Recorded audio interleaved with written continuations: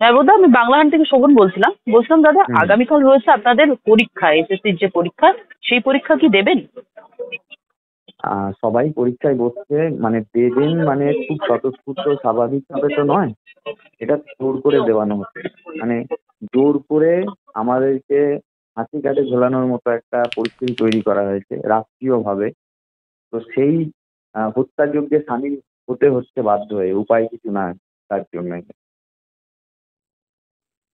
দাদা, এসএসসির তরফ থেকে ইতিমধ্যেই বিবৃতি দেওয়া হয়েছে যে কোনো রকম কোনো প্রশ্ন ফাঁস করা হবে না।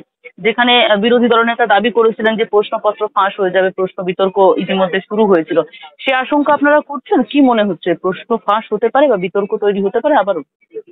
প্রথমত হচ্ছে, যেহেতু ইতিপূর্বে প্রশ্ন ফাঁস না হলেও বিভিন্ন রকমের করাপশন এবং তার পরিণতি আমরা দেখেছি। ফলে যেহেতু আমরা ঘরকুড়ো গরু, তাই সিঁদুরে মেঘ দেখলে আমরা স্বাভাবিকভাবে ডরাচ্ছি।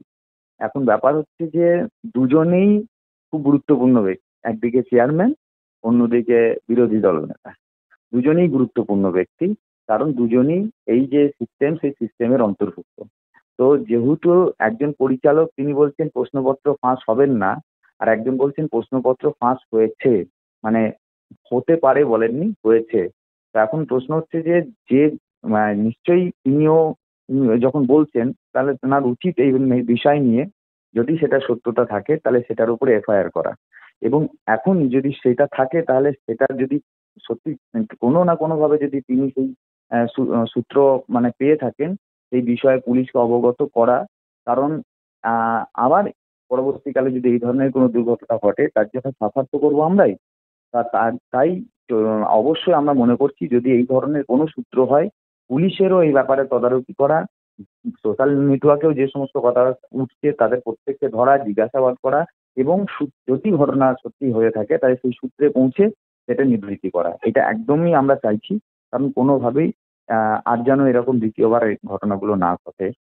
কারণ দাদা, শুধু তো আমরা বলি হচ্ছে না, আরো অনেক ছেলে পরীক্ষা দিচ্ছে নতুন করে। আগামীকালের যে পরীক্ষা, সেই পরীক্ষায় দাগি অযোগ্যরা যাতে পরীক্ষা না দিতে পারে সেই জন্য কিন্তু আদালতের তরফ থেকে বারে বারে সুপ্রিম কোর্টের তরফ থেকে নির্দেশ দেওয়া হয়েছিল।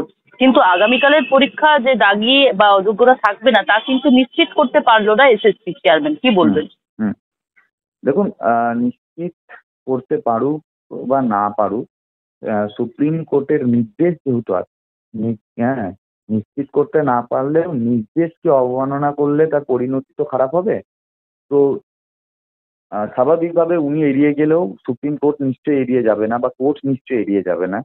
তো তখন সেই সমস্যার সমাধান কোর্ট থেকে বেরোবে, এবং আবার যেন এই ধরনের দুর্ঘটনা না ঘটে, আবার আমরা যেন শাস্তি না পাই, যেমন এবার হলো কিছু জনের দুর্নীতির কারণে আমাদের এইভাবে বলি হতে হলো, এটা যেন আরো দ্বিতীয়বার ভালো না ভালো হয়। খবর দেখতে সাবস্ক্রাইব করুন বাংলা হান্টের ইউটিউব চ্যানেল। বাংলা হান্টের আরো খবর দেখতে নজর রাখুন। বাংলা খবর মানেই বাংলা হান্ট।